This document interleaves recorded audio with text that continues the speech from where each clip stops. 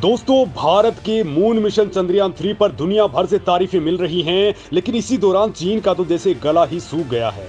कुछ नहीं बोल पा रहा है वहां का मीडिया, वहां के लोग। बस कुछ राजनीतिक हलकों में हल्की फुल्की बधाइयां भारत को मिल रही हैं, तो वहीं रूस ने बढ़ चढ़ करके भारत को बधाई दी है। तो दोस्तों, इस वक्त पाकिस्तान में दो तरह के लोग निकल करके सामने आ रहे हैं। कुछ लोग भारत के चंद्रयान 3 की तारीफ कर रहे हैं, तो कुछ इस पर जहर भी उगल रहे हैं। बहुत बड़ी अचीवमेंट है, जहां पे बड़ी खुशी भी है उनके लिए कि उन्होंने ये लैंडमार्क अचीव किया है। अफसोस भी होता है, दुख भी होता है कि हम इस वक्त कहां खड़े हैं। तो इसी वक्त बीबीसी का दोगला चेहरा भी दुनिया देख रही है। वो बीबीसी जिसे भारत के लोग भी निष्पक्ष कहने की गलती करते हैं, लेकिन ये वही मीडिया है, वो प्रोपेगेंडा मीडिया है जो भारत के चंद्रयान 3 को भारत की गरीबी, भारत की भुखमरी या भारत में और दूसरी समस्याओं से जोड़ करके देखती है। ये मीडिया कभी भी ब्रिटेन की समस्याओं को नहीं देखता, लेकिन भारत के ऊपर इस तरह का दोगला रवैया अपनाता है। तो वही दोस्तों, अमेरिकी मीडिया इस बार दे दनादन भारत की तारीफों के पुल बांध रहा है। फिर वो चाहे न्यूयॉर्क टाइम्स हो, वॉशिंगटन पोस्ट हो, या फिर दूसरे अखबार या फिर मीडिया पोर्टल्स, सब के सब एक ही सुर में भारत की तारीफ करने में जुटे हुए हैं। तो वही दोस्तों, दुनिया के टॉप बिजनेसमैन और स्पेस एक्स कंपनी के मालिक एलोन मस्क ने भारत के इसरो को लेकर के कुछ ऐसी बातें कही हैं कि आपका दिल भी गार्डन गार्डन हो जाएगा। दोस्तों, एलोन मस्क ने भारत के चंद्रयान 3 की चांद पर उतरने पर इसरो की जम करके तारीफ की है।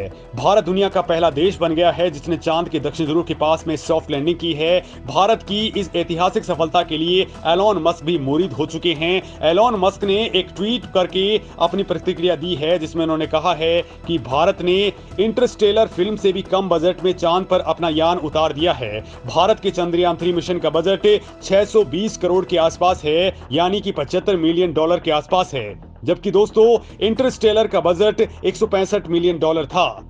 एलोन मस्क ने कहा है कि ये भारत के लिए बहुत ही अच्छा है। ये वही एलोन मस्क हैं जिन्होंने हजारों सैटेलाइट से लेकर के मंगल ग्रह पर बस्ती बसाने का महाप्लान रेडी किया हुआ है, और वो मून के ऊपर भी बस्तियां बसाने के लिए सबसे ज्यादा फेवर कर रहे हैं। दोस्तों, एलोन मस्क ने कहा है कि उनका इरादा केवल मंगल ग्रह पर जाने का ही नहीं है, बल्कि वो इंसानी बस्तियां वहां पर बसा लेना चाहते हैं। उन्होंने कहा है कि धरती पर तमाम खतरे मंडरा रहे हैं और इंसान के अस्तित्व को बचाने के लिए हमें दूसरे ग्रहों पर जीवन बसाने का संकल्प लेना होगा, विस्तार करना होगा। एलोन मस्क ने दावा किया था कि वो साल 2026 में मंगल ग्रह के लिए कदम आगे बढ़ा देंगे, लेकिन दोस्तों अब इसकी डेट आगे बढ़ चुकी है।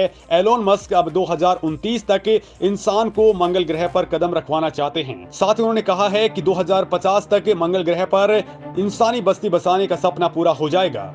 और दोस्तों, इस काम में अब भारत का इसरो बहुत आगे भी बढ़ चुका है। भारत के मून मिशन ने चांद पर बड़ा धमाका करके असली खेल को अंजाम दे दिया है। विक्रम लैंडर की सॉफ्ट लैंडिंग सफल होने के बाद अब ये चांद के सबसे छिपे हुए रहस्यों को खोजने में जुटा हुआ है। दुनिया के वैज्ञानिकों का मानना है कि दक्षिण ध्रुव पर बर्फ जमी हो सकती है। अगर चांद की सतह पर बर्फ या पानी के निशान खोजने में विक्रम लैंडर सक्सेस हो जाता है, तो पूरी दुनिया के लिए ये किसी खजाने से कम नहीं होगा। इसके अलावा दोस्तों, विक्रम लैंडर चांद की सतह की भी जांच करेगा और इसकी जानकारी इसरो को देने वाला है। चंद्रयान 3 ने चांद की सतह पर सफल लैंडिंग करके भारत की दुनिया के अंदर धमक बढ़ा दी है। भारत अब दुनिया के उन देशों में शामिल हो गया है जो सॉफ्ट लैंडिंग में एक्सपर्ट्स हैं, यानी कि दोस्तों दुनिया के अंदर केवल 4 ही देश ऐसे हैं। और भारत के लिए ये बड़ी बात इसलिए है क्योंकि पूरा का पूरा मार्केट $600 अरब का है, और इसमें कहा यह जा रहा है कि भारत अब आने वाले 2 ही सालों के अंदर $50 अरब तक पहुंच सकता है। बड़ी बात तो यह दोस्तों कि ये मून मिशन जितना चांद के ऊपर काम नहीं करेगा, उससे ज्यादा ये सैटेलाइट लॉन्चिंग करने को लेकर के भारत की धमक अब पूरी दुनिया के अंदर बढ़ा चुका है। क्योंकि जो भी देश चीन से नफरत करते हैं या चीन से वो अपनी लॉन्चिंग नहीं करवाना चाहते, वो सस्ते लॉन्चिंग के लिए अब तुरंत ही भारत की ओर रुख करने वाले हैं। और इस वक्त भारत में प्राइवेट स्पेस प्लेयर्स की तादाद बहुत तेजी के साथ में बढ़ चुकी है। इस वक्त 150 स्टार्टअप्स ऐसे हैं जो स्पेस सेक्टर के अंदर काम कर रहे हैं, जो आने वाले कुछ ही सालों के अंदर भारत को स्पेस की महाशक्ति बना देंगे।